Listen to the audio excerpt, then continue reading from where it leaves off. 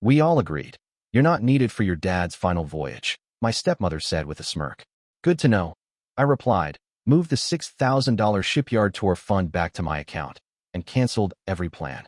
By dawn, 17 missed calls, and one message from my stepbrother that changed everything. Final voyage terminated. I should have known something was off the moment Helen offered to help with the catering. My name's Marcus. I'm 38 years old, and I live in Portsmouth, New Hampshire. I'm an architect, but lately, I felt more like a project manager for emotional disasters. This trip I'd been planning for my dad, a retirement gift, wasn't just a vacation. It was a tribute. He spent 40 years working in shipyards, welding steel under freezing wind, never once complaining. His idea of beauty was a dry dock full of wooden hulls and rivets. So when he finally retired, I wanted to give him a tour of historic shipyards along the eastern seaboard. New London, Newport, Mystic, and up through Maine. All booked. All tailored to him. I'd spent weeks coordinating tours, even got a private guide at the Bath Iron Works. Dad lit up when I first showed him the plan. He didn't say much, he never did, but his eyes said enough. This is really something, he'd muttered. That was his way of saying thank you. And then Helen got involved. She's my stepmother. My dad married her when I was in college. I tried to get along with her. I really did. She's charming in that passive-aggressive way that makes you question your own memory. Oh, Marcus, shipyards, she'd said at dinner one night. That's very industrial. Wouldn't it be nicer to do something tropical? Someplace relaxing? Ron, her son from a previous marriage, chimed in without looking up from his phone. Yeah, Dad deserves a beach. Pina coladas and palm trees, not rusty boats. Dad just sipped his beer and gave a half nod, like he wasn't ready to pick a side. That was the first crack. The second came when I noticed I'd been dropped from the planning thread. Helen had started a new group chat called Retirement Blowout, and apparently, I wasn't invited. I found out through my cousin Beth, who asked if I was excited about the island resort. What island? I'd asked. She blinked. You didn't hear?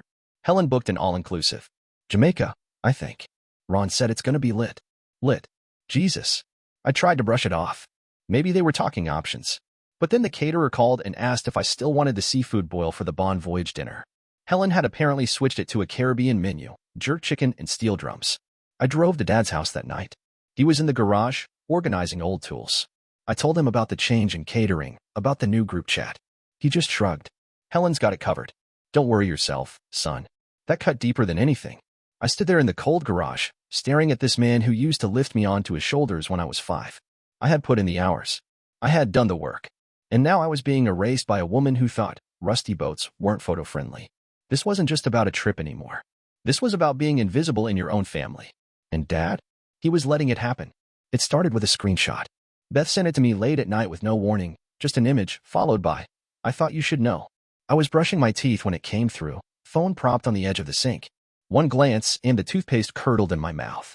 The message at the top read, OMG, can't wait for Dad's island blowout. Underneath, a string of emojis, palm trees, pina coladas, fire. And there it was, Helen, Ron, a couple of cousins, all buzzing about matching outfits and beach volleyball. Not a single mention of shipyards. Not one. I scrolled through Beth's follow-ups. Helen, Marcus had this whole tour planned, but it was honestly kind of sad. He means well, but it's not really what Walter needs. Ron, he was going to drag Dad to some ship museum in Maine. Lame. Helen, we took care of it. He'll thank us later. I stared at the screen so long it dimmed on me. I called Ron. Straight to voicemail. So I drove to his place, a condo Helen helped him buy, and banged on the door until he answered in basketball shorts and a confused grin. What's up? He asked, still chewing something. I held up the screenshot. This is what's up. He barely glanced at it. Dude, relax. It's just a group chat. We were spitballing. Spitballing?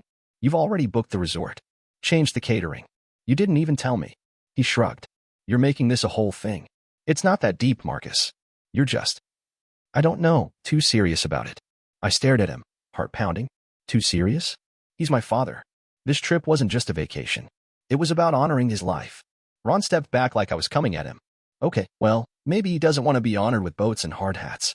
Maybe he wants a drink on the beach and to not be treated like a museum exhibit. I couldn't even answer. Because the worst part, the part that made my throat close up, was knowing Ron didn't care. None of them did. Not Ron. Not Helen. And apparently, not my father either. When I got back to my car, I sat in the dark and opened the screenshot again. Helen's words stared back at me like a slap. We took care of it. He'll thank us later. No one had thanked me. No one even asked. They just decided. And suddenly, I understood. I was never part of the celebration. I was the obstacle they worked around. They called it a planning session. Helen even sent out little printed agendas, like we were organizing a corporate retreat instead of my father's retirement. I almost didn't go, but some pathetic corner of me still hoped there'd be room for compromise. Maybe they'd let me salvage part of the trip. Maybe Dad would speak up. The meeting was at Ron's place. His condo looked like a showroom, white couches no one actually sat on, glass coffee tables with untouched coffee table books. Everyone was already there when I walked in. Helen was at the head of the table with a stack of printed itineraries. Ron had a beer in one hand and was scrolling through his phone with the other. "Marcus," Helen said with a wide, rehearsed smile. "So glad you could make it." I gave her a nod and sat down at the far end, next to my father. He didn't even look at me. Helen clapped her hands. "Okay, team. Let's finalize the trip details. Ron, go ahead with the activities list." Ron stood and started reading from a piece of paper like a kid giving a book report. First night, welcome dinner at the beach grill. Second day, ziplining, then rum tasting, then a beach bonfire. Third day, snorkeling and spa appointments. Fourth day, free time, and then a farewell luau. Ziplining. Rum. A luau. I looked at Dad. He was picking at a hangnail. Not a flicker of reaction. Not even when Helen passed out printed menus with tropical seafood options and spa specials. "I thought maybe Marcus could handle the luggage coordination," she said sweetly. "You're so good with logistics, honey." Luggage coordination. I stared at her. "So I'm the porter now?" Helen blinked, feigning surprise. "Oh, don't take it that way. We're just dividing tasks." Ron smirked behind his beer. I turned to Dad. "What happened to the shipyard tour, Dad? The one you said sounded really something." He finally looked at me, but his eyes were dull. "It's fine, Marcus. Let them run with it. I don't need all that." All that. My ears burned. My chest felt tight, like I couldn't draw a full breath in that spotless, joyless condo. I had poured months into this. Hours researching, booking, coordinating. And now I was being handed a list of menial errands while they toasted their flaming cocktails. They weren't planning a trip for my father. They were throwing a party for themselves. And I was just the help. The night after the planning session, I didn't sleep. I lay in bed, staring at the ceiling, running the whole thing back like some broken film reel. Ron grinning behind his drink. Helen assigning me luggage coordination. Dad, blank-eyed, silently endorsing it all. I got up around 3 a.m. and opened my laptop. First, I pulled up the shipyard itinerary, the one I had built piece by piece like a blueprint. The historic schooner tour in Newport. Gone. Cancelled. The Mystic Seaport private exhibit. Gone. The Bath Iron Works walkthrough, the part I'd been most excited for, revoked with a single click. I kept going. Train tickets. Lodging. Rental van. Meal reservations.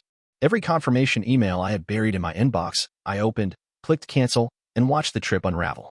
I paused only once, when the refund confirmation popped up from the inn in Portsmouth, the one Dad had circled in the brochure months ago.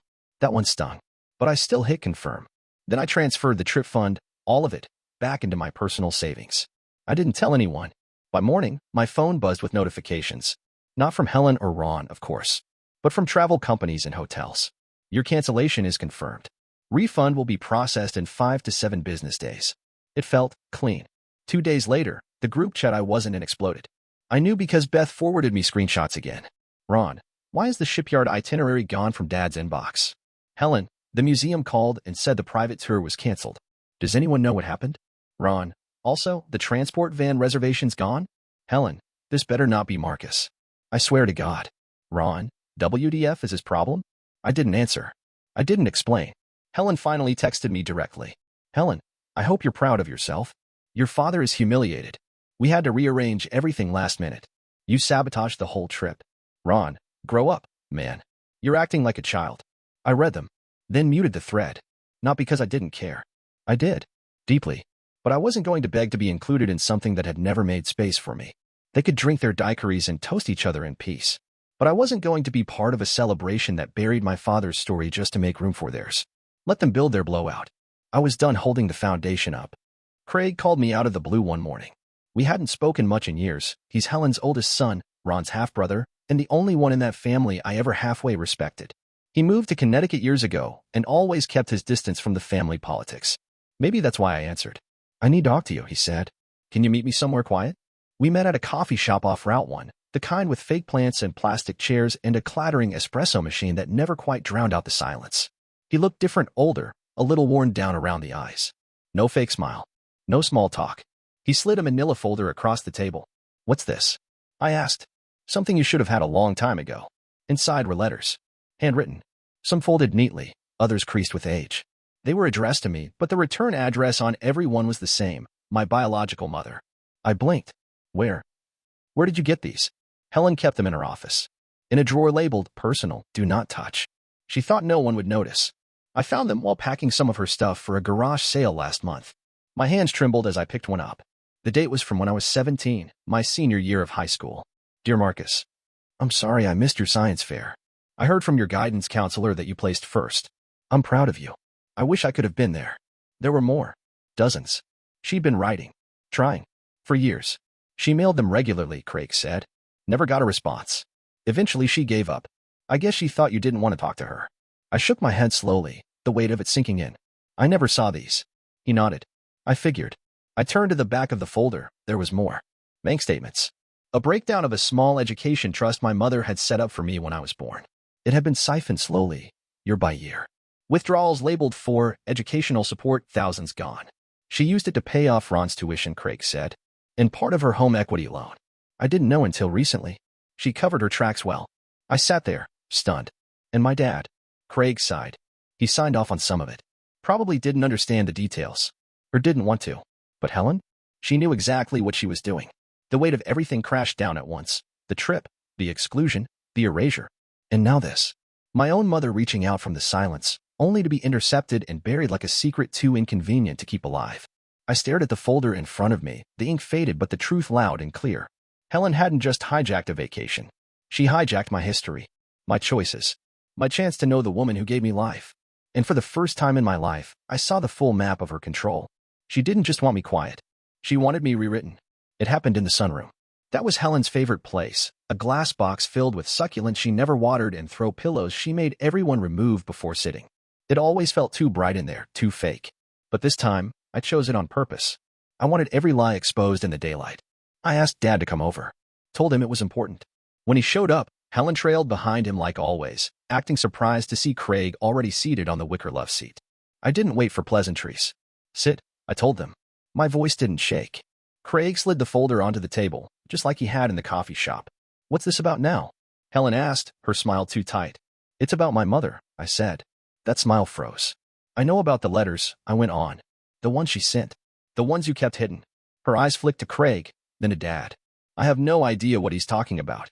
Don't, Craig said quietly. I found them. You know I did. Helen's jaw clenched. They were irrelevant. She abandoned him. She didn't deserve a place in his life. She didn't abandon me, I snapped. You just made sure I never heard her voice. Silence. Dad looked at the folder like it might bite him. And the money? I asked. The trust fund? Was that irrelevant too? Dad flinched. What money? The one Mom set aside for my education. The one Helen drained for Ron's tuition and her loan. I signed some documents, Dad mumbled. She said it was for the family. For my family, Helen cut in, voice rising. You had no future with her, Marcus. I gave you stability. Structure. You gave me silence, I said. You turned my past into a locked drawer. Her eyes flashed. Everything I did was to protect this family. No, I said, standing. Everything you did was to control it. To erase what didn't fit your narrative. You didn't want to raise me. You wanted to repurpose me. Dad's voice cracked. Is this true? Helen scoffed. Walter, don't be ridiculous. You know what she was like. That woman wasn't capable of. Let him speak, I interrupted. Dad looked at the folder again. His hand shook slightly as he opened it, flipping through the letters, the statements. He didn't speak for a long time. Then finally, his voice came low. I didn't know she tried to reach out. I thought. I didn't know. Helen moved toward him, but he stepped back. You kept this from me, he said softly. I protected him, she said, pointing at me. That woman would have poisoned his life. She's my mother, I said. And you made sure I never knew her. Dad looked at me, really looked at me, and for once, he didn't look away. Craig stood. It's all in there. All of it. Helen's face crumbled. So what? You're all against me now. No, I said. We're just finally done being blind. And for the first time, Helen didn't have a comeback. She just stood there, alone in her perfect sunroom, drowning in the truth. Helen moved out 2 weeks later. No dramatic goodbyes. No screaming. Just silence and cardboard boxes, her footsteps echoing on the hardwood floors she used to obsessively polish. She left a note for my father on the kitchen counter. I didn't read it. He didn't mention what it said. After she was gone, the house felt bigger somehow, like it could finally breathe. Craig came by more often. We weren't exactly close growing up, but shared damage does something strange to people. It peels away layers fast. One afternoon, we hauled Helen's old desk out to the curb. Neither of us said anything about it, but when we dropped it, I swear we both exhaled at the same time. Dad didn't talk much at first. I didn't expect him to. But he showed up one Saturday morning with coffee and a box of rusted ship models from the garage. "Thought maybe you'd want these," he said. "They're from the old days." We spent the next few hours cleaning them together on the back porch. He didn't apologize. "Not exactly." But halfway through, he said, "I should have asked more questions, Marcus. I let a lot go. That was enough." I found out later my mother's trust still had a small balance left, not much, but enough to matter. Craig helped me untangle the paperwork. No one fought it this time. When the check came, I didn't touch it for weeks. I kept it in a drawer. It wasn't about the money. It was about something else. Something quieter. A validation that she had never stopped thinking of me. That I had always been hers, no matter how deep Helen tried to bury the truth. Dad downsized soon after. He sold the house and moved into a modest apartment on the south side of town. Nothing fancy. Just simple and clean. No more sunroom. No more curated spaces. We started having dinner together once a week, me, Dad, and Craig. Nothing elaborate. Burgers, old war stories, a lot of unspoken repair. We never said we were rebuilding, but we were. It didn't look like a perfect family. It looked like three men showing up for each other. Tired, bruised, imperfect, but honest. And for the first time in years, that felt like enough. I found a rental cottage in a tiny coastal village near Deer Isle, Maine. Population maybe 200. There was no cell reception unless you stood on a certain patch of gravel by the post office. Which was exactly the point. The cottage was basic, with stove, twin bed, shelves filled with books no one had touched in decades. The tap water tasted like iron. The floor creaked when you shifted your weight wrong. But it was mine, at least for now. I spent the first few days doing nothing. Just walking the shorelines, letting my thoughts roll in and out with the tide. Some mornings I watched the lobster boats go out. In the afternoons, I'd sit with a cup of weak coffee and trace the horizon with my eyes, imagining how far the water stretched beyond what I could see. I didn't talk to anyone. Didn't explain myself. For once, I didn't owe anyone my presence. I reread every letter my mother had sent. Took my time with each one. Some made me smile, like the one where she talked about learning how to use a computer just to find out what I looked like online. Others broke something open in my chest, especially the ones where she apologized for missing milestones she didn't even know she'd missed. She hadn't given up. She'd just been shut out. And for the first time in my life, I realized I hadn't lost her entirely. I had pieces. Words. Proof. One foggy morning, I sat at the small kitchen table and wrote a letter of my own. Not to her, to Dad. I didn't say much. Just told him I was doing okay. That I was learning to breathe again. That I wasn't angry anymore. Not in the way I had been. I told him I wasn't interested in going back to what we were, too much had broken for that. But I was open to something new. Something honest. On new terms. I signed it simply. Marcus. I didn't ask for anything. I didn't expect a reply. I just wanted him to know the door wasn't shut. Just not wide open anymore. And as I walked it down to the post office, I realized I wasn't waiting for someone else to free me. I already had. They showed up on a Wednesday. I'd just come back from the shore, tracking sand onto the kitchen floor, when I saw the rental car pull up outside the cottage. It was the kind of car you only get when someone at the counter says, "We've got one left, but it's a little older." Scratches on the bumper. A dent in the side. Nothing impressive. Craig stepped out first, holding a grocery bag. Dad followed behind him, slower, holding nothing but a folded newspaper under his arm. They looked uncertain, like they weren't sure if they should have come, or if I'd turned them away. I opened the door and just nodded toward the kitchen. "Come in."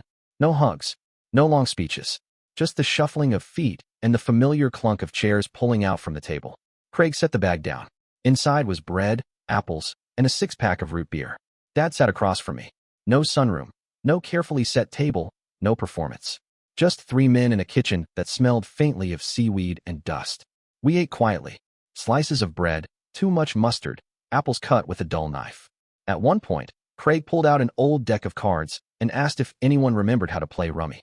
None of us really did. We played anyway. Nobody mentioned Helen. Nobody talked about the canceled trip or the letters or the screaming matches. Instead, we talked about a fishing boat we saw near the pier. About a neighbor Craig once had who swore seagulls could recognize human faces. About nothing, really, but it felt like everything. After dinner, we walked down to the shore together. No destination, just silence and wind and the sound of our shoes crunching on gravel. At one point, Dad stopped and picked up a piece of driftwood, held it in his hands like he was thinking about shaping it into something. "I should have done more," he said quietly. I looked at him. "Maybe, but you're here now." He nodded, didn't say anything else. That night, they slept on the floor in sleeping bags, snoring in rhythm with the tide outside the window. I stayed up a while longer, staring at the ceiling beams and listening to the old cottage brief. It wasn't a big gesture. There were no apologies carved into speeches, just presence. And for the first time in a long time, I felt like I belonged, not to a script or a version of family someone else had written, but to something real, something earned.